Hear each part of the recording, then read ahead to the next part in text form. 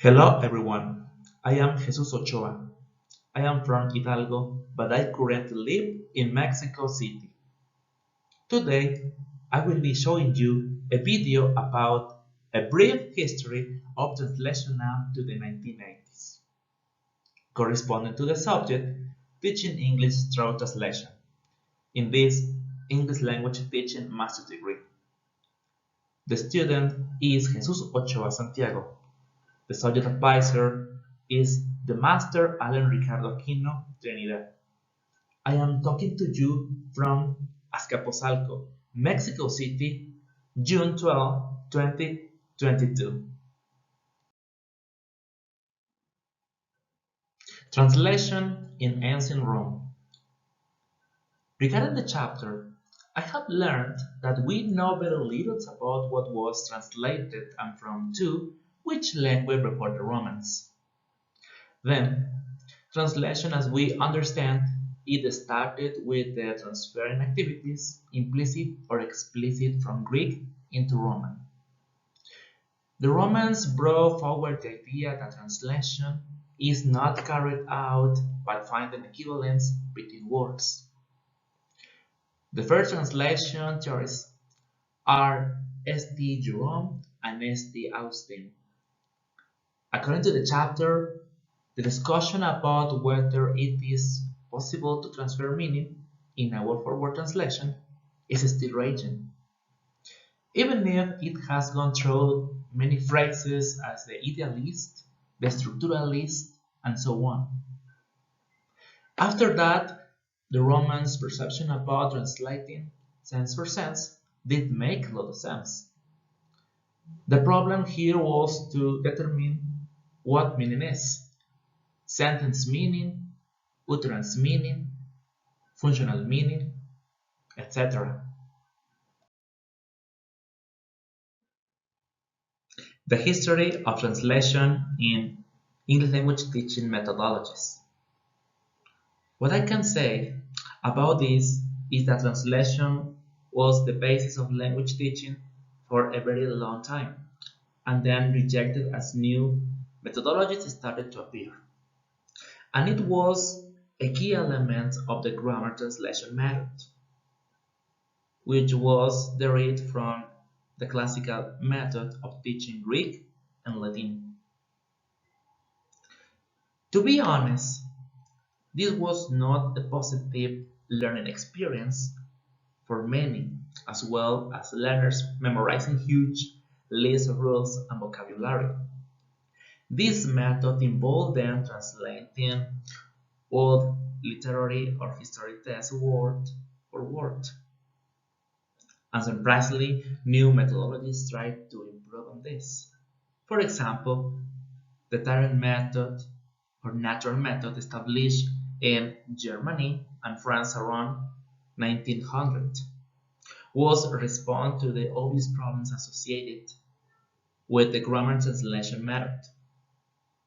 In this method, the teacher and learner about using the learner's native language and just use the target language. After that, like the Tyrant method, the later audiolingual method tried to teach the language directly without using the first language to explain new items. Another important aspect to consider is that humanistic methodologies such as the silent way and total physical response and communicative approaches move even further away from the first language, and from this arise many of the objections to translation.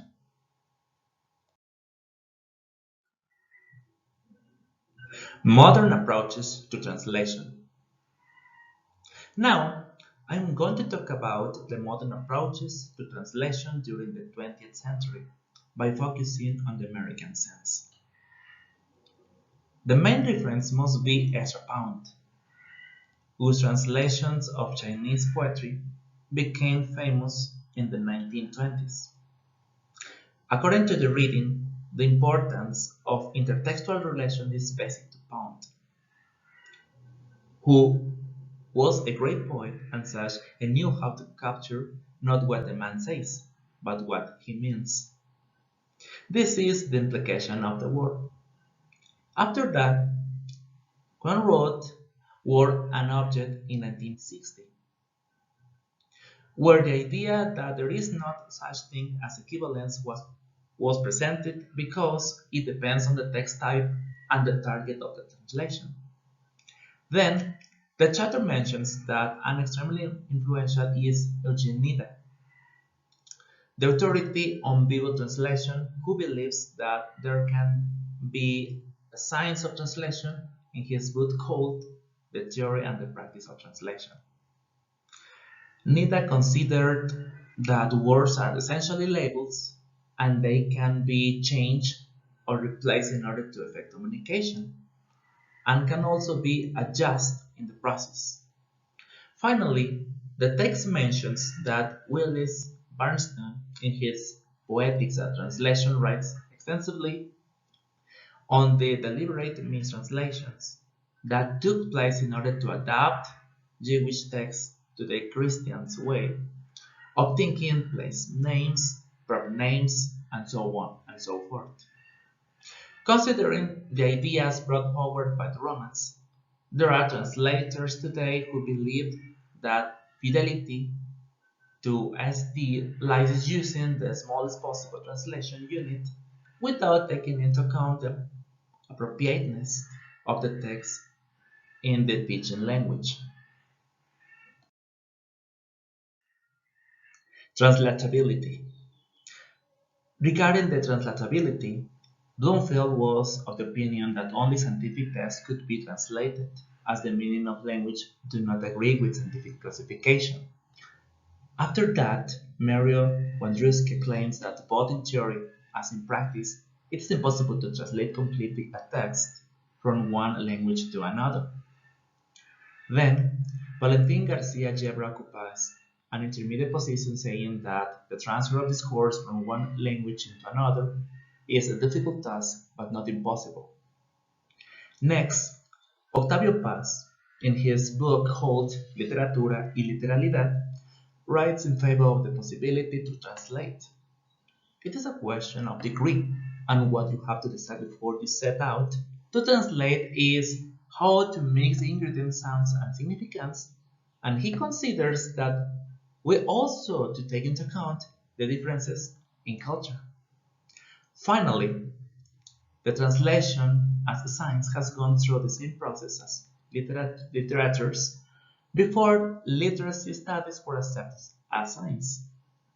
An important aspect to consider is that the product or finished translation can be analyzed, and according to the findings, theories can be presented, and such studies clearly merit the name of science.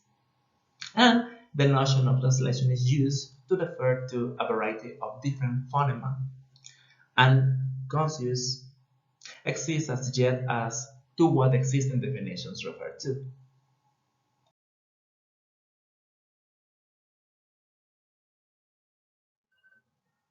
In conclusion, the history of translation up to the 1980s plays a major role for English teachers and students during the second language acquisition process, due to it permits us to know that the translation was a significant part of English language teaching for a long time, and a significant missing part for a long time also. In my opinion, the latter consideration take relevance when we as teachers look for the best activities in order to implement them in the classroom and take advantage of the benefits, approaches, and ideas for classroom activities too. Finally, thank you for watching this video. See you the next time.